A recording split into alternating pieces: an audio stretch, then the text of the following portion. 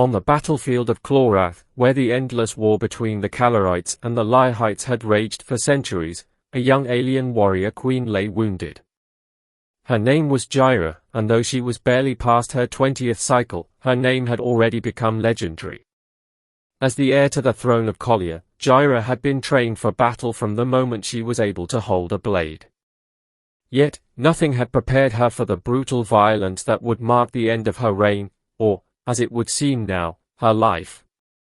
Zhyra's people, the Kallorites, had long been at war with the Zhyrites, an aggressive, expansionist species that sought to dominate the galaxy. Over the past few cycles, the fighting had escalated, and Kallorites, the lush, beautiful world that Zhyra had called home, had become a desecrated graveyard of fallen soldiers, crumbling cities, and scattered refugees. The Kallorites, though fierce and proud, had been losing ground. Their once mighty military had been chipped away by countless battles, while the Zhyrites' forces grew stronger with every victory. On this fateful day, the Kallorite army had been forced into a desperate last stand at the heart of their homeworld. The battle had raged for hours, with explosions lighting up the sky and the clash of weapons echoing across the land. Zhyra had led her troops with courage, cutting through the enemy lines with deadly precision, but it was not enough. The tide of war was turning against her, and soon the battlefield was overrun by Zhyrite soldiers. Zhyra's body was covered in cuts and burns from laser blasts. Her once pristine armor was now battered and scorched, and her breathing was ragged. She had fought fiercely, but there had been no escape from the overwhelming enemy numbers. She had watched as her soldiers fell around her, their cries of agony blending with the sounds of war. Finally, as the sun dipped beneath the horizon, the queen had been struck down, a powerful Zhyrite blade plunging into her side. Falling to the ground, her vision blurred by the pain and blood loss, Zhyra's last thought was that her people would fall. She would die here, on this forsaken battlefield, and the Kallorites would lose their home. But death, it seemed, was not yet ready for her. Hours later, as the winds began to shift, and the distant stars twinkled like pinpricks in the black sky, Zhyra's body stirred. Her wounds were grave, but her heart still beat, faint though it was.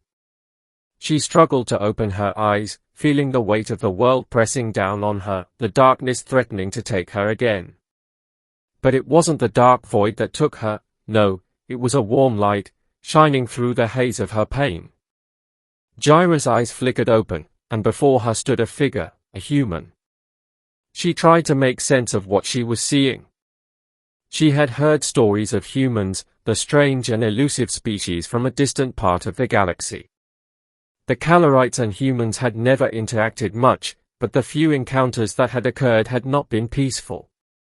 The humans were known to be fierce fighters, much like her own people, but they had never been a significant threat. Yet here was one standing over her, extending a hand to help her up, the glow of a strange device illuminating his face. "Don't move," the human said softly, his voice a strange blend of warmth and urgency. "You're badly wounded. I'm not going to hurt you." Zhyra tried to speak, but her throat was raw. She could barely breathe. Her body felt numb and heavy. The human leaned closer, his eyes scanning her injuries with a look of professional concern. "I've got you," he said, his tone reassuring. "I know you're in pain, but we need to get you out of here. There's no time." Zhyra's eyes widened as the realization hit her, she was not going to die alone on this battlefield. The human was offering her help, but why?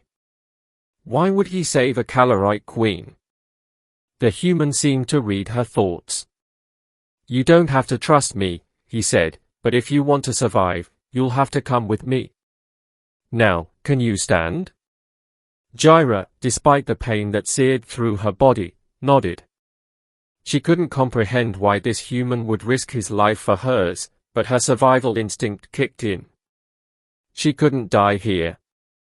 Not like this. The human wrapped his arm around her, supporting her weight as she staggered to her feet. "You're going to be okay," he muttered, but Zhyra could hear the uncertainty in his voice. The two of them made their way through the remains of the battlefield, dodging Lehite patrols and moving in the shadows. Zhyra's mind was foggy, her strength quickly waning, but the human never let her fall. He seemed to know exactly where to go, leading her to a hidden outpost buried deep within the mountains of Kallorites. Once inside, the human worked quickly to treat her wounds. He used strange medical tools, applying salves and stitching up her cuts with an efficiency that amazed Zhyra. The pain was unbearable, but the human's touch was gentle, and it gave her a sense of peace she had never known in her entire life. Hours passed before he finally spoke again. "We're safe for now," he said, his voice soft but steady. "But you need to rest. Your injuries are severe. You've lost a lot of blood." Zhyra could only nod, her body too exhausted to respond. She closed her eyes, finally allowing herself to rest, the warmth of the human's presence a strange comfort in this moment of uncertainty. The next few days were a blur. Zhyra spent much of the time unconscious, drifting in and out of fevered sleep. When she was awake, the human was there, always checking on her, always bringing her something to eat or drink. He never left her side, and his constant presence was both bewildering and comforting. As she regained her strength, Zhyra began to ask questions. She wanted to know why this human had helped her, why he had risked everything to save her. The human, whose name she learned was Callen, explained that he had been a soldier in a human militia, dispatched to aid the Kallorites. His mission had been to help where he could, offering medical assistance, and evacuating those who could be saved. When the battle had turned against the Kallorites, he had been separated from his unit and had stumbled upon Zhyra, lying unconscious on the battlefield. "Why would you help someone like me?" Zhyra had asked, still struggling to understand. Callen had simply shrugged, a faint smile crossing his lips. "We may be from different worlds, but in the end, we're all just trying to survive. Besides," he added with a hint of irony, "I'm not in the business of letting people die if I can do something about it." Zhyra looked at him, her gaze softening. "You risked your life for mine," she murmured. "That means more than you know." Callen's expression turned serious. "I didn't just save you because you're a queen. I saved you because you're a person. And you deserve to live, just like anyone else." Zhyra found herself at a loss for words. The idea that a human, an enemy, by all accounts, could see her as more than a symbol of war, that he could see her as a person, was something she had never considered. Over the days that followed, as she healed and regained her strength, Zhyra realized something else. The war, the hatred between their species, had not been her choice.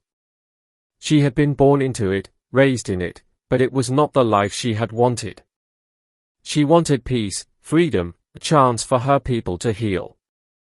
As she stood on the cliffs of Kallorites, looking out over the once beautiful planet now ravaged by war, Zhyra knew her path had changed.